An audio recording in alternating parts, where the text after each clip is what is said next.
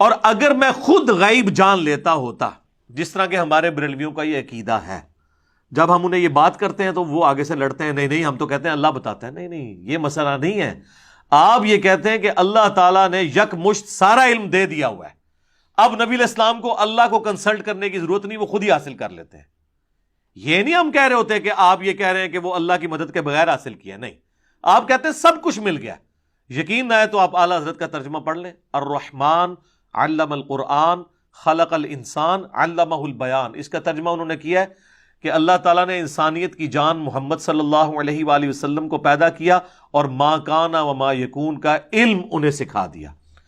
اور اہل سنت کا یہ عقیدہ ہے کہ نبی کریم صلی اللہ تعالیٰ علیہ وآلہ وسلم کو ابتدائے کائنات سے، یعنی جب سے اللہ تبارک و تعالیٰ نے مخلوق کی ابتدا فرمائی اس وقت سے لے کر قیامت تک جتنے بھی معاملات، چاہے وہ جزوی طور پر ہوں چاہے وہ کلی طور پر ہوں، تمام کے تمام حضور علیہ السلام کو بتا دیے گئے، آپ کو اس کا علم دے دیا گیا۔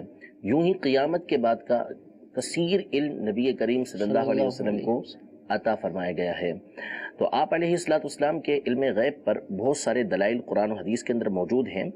قرآن پاک میں اللہ تبارک و تعالیٰ نے سورۃ التکویر میں یہ ارشاد فرمایا، وما ہوا علی الغیب بضنین، کہ یہ نبی غیب بتانے پر بخیل نہیں ہے۔ اور علماء یہ ارشاد فرماتے ہیں کہ بخیل اس شخص کو کہتے ہیں کہ جس کے پاس کچھ ہو اور وہ کسی کو نہ دے۔ اگر اس کے پاس کچھ ہے ہی نہیں اور وہ کسی کو نہیں دیتا تو ایسی صورت میں اس کو بخیل نہیں کہا جائے گا، کہ اس کے پاس کچھ ہے نہیں تو وہ کیا دے گا۔ تو اللہ تبارک و تعالیٰ نے نبی کریم صلی اللہ تعالیٰ علیہ وآلہ وسلم کو کے بارے میں یہ فرمایا کہ غیب بتانے پر بخیل نہیں، تو اس کا مطلب یہ ہوا کہ یہ آگے غیب بتاتے ہیں۔ تو نبی کریم صلی اللہ تعالیٰ علیہ وسلم غیب کو بتانے والے ہیں۔ بنیادی اعتبار سے نبی کا معنی ہی غیب کی خبر دینے والا ہوتا ہے۔ نبوت سے نبی نکلا ہے اور نبی کا مطلب غیبی خبر ہوتا ہے، غیب کی خبر دینا، غیب کی باتیں بتانا۔ تو نبی کریم صلی اللہ علیہ وسلم اور تمام انبیاء کرام علیہ السلام، ان کے نبوت کا معنی ہی غیب کی باتوں کا بتانا ہے۔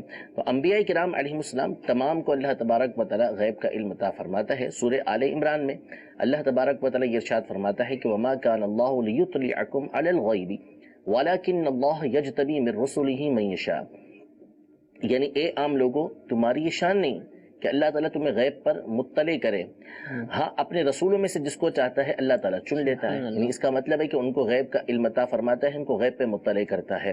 یوں ہی سورۃ الجن میں اللہ تبارک و تعالیٰ نے یہی ارشاد فرمایا کہ فَلَا يُظْهِرُ عَلَى غَيْبِهِ أَحَدًا إِلَّا مَنِ ارْتَضَىٰ مِن رَّسُولٍ، کہ اپنے غیب پر کسی کو اظہار نہیں کرتا مگر اپنے رسولوں میں سے جس کو چاہتا ہے، تو چن لیتا ہے ان کو جن کو پسند کرتا ہے۔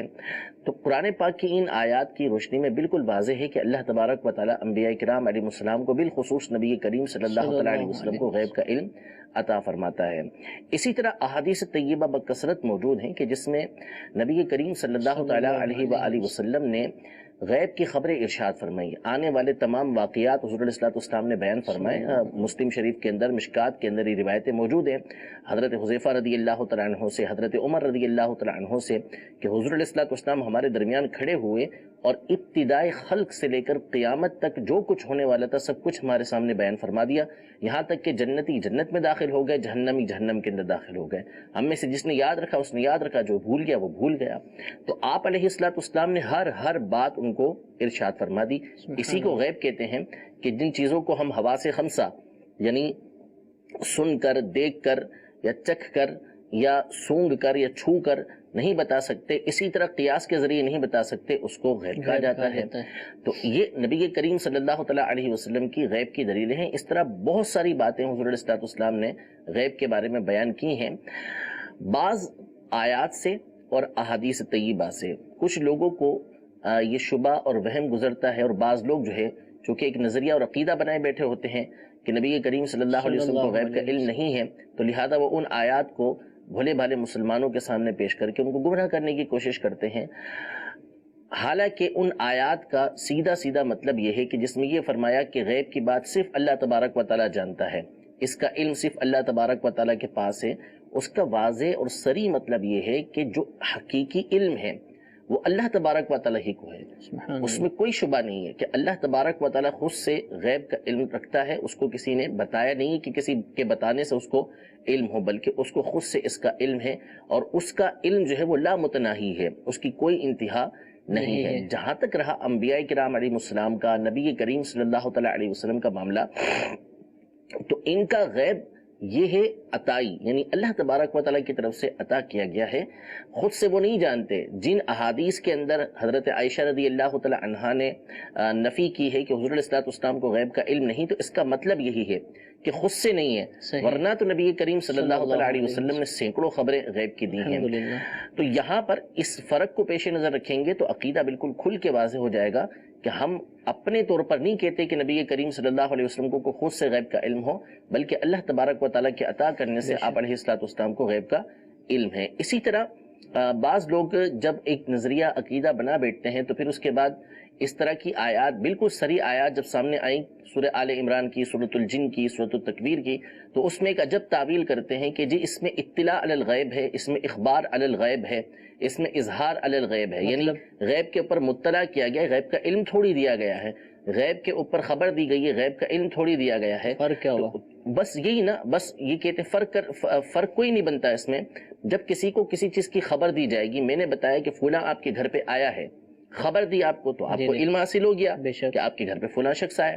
تو اللہ تبارک و تعالی نے جب نبی کریم صلی اللہ علیہ وسلم کو کسی چیز کی خبر دی تو اس کا مطلب ہے کہ آپ کو اس کا علم حاصل ہو گیا.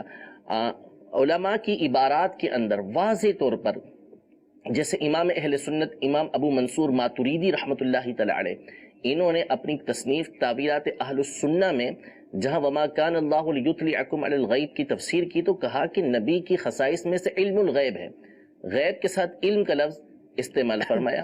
اسی طرح حافظ ابن حجر اسقلانی رحمۃ اللہ تعالی علیہ نے فتح الباری میں جہاں حضرت موسیٰ علیہ السلام اور حضرت خضر علیہ السلام کا قصہ ہے، وہاں پر الفاظ استعمال فرمائے کہ بندہ اتنا ہی غیب کا علم جانتا ہے، یعلم الغیب، جتنا اللہ تبارک و تعالیٰ عطا فرماتا ہے. تو ہم بھی یہی کہتے ہیں کہ اللہ تبارک و تعالیٰ جتنا عطا فرماتا ہے اتنا ہی بندہ جانتا ہے، اس سے بڑھ کر جان ہی نہیں سکتا. لیکن اب نبی کریم صلی اللہ علیہ وسلم کو جو سکھایا وہ علمک ما لم تکن تعلم، جو آپ نہیں جانتے تھے اللہ نے سب چیزوں کا علم آپ کو عطا فرما دیا. اسی طرح ملا علی قاری رحمۃ اللہ تعالی علیہ نے مرقات کے اندر واضح طور پر بندوں کے لیے یعلم الغیب کے الفاظ دیکھیں کہ وہ غیب کا علم رکھتے ہیں. تو فرق واضح ہے کہ باذن اللہ ہی رکھتے ہیں، اللہ تبارک و تعالیٰ کے اذن سے رکھتے ہیں، اللہ تبارک و تعالیٰ کی دی ہوئی قدرت سے رکھتے ہیں، اللہ تبارک و تعالیٰ کے دیے ہوئے علم سے رکھتے ہیں، اپنی ذات سے نہیں رکھتے. اس بات کو پیش نظر رکھیں گے، کسی طرح کا شرک کا آپ کا جو ہے وہ خدشہ نہیں رہے گا، کسی طرح کا شرک کا جو ہے وہ وسوسہ بھی نہیں آئے.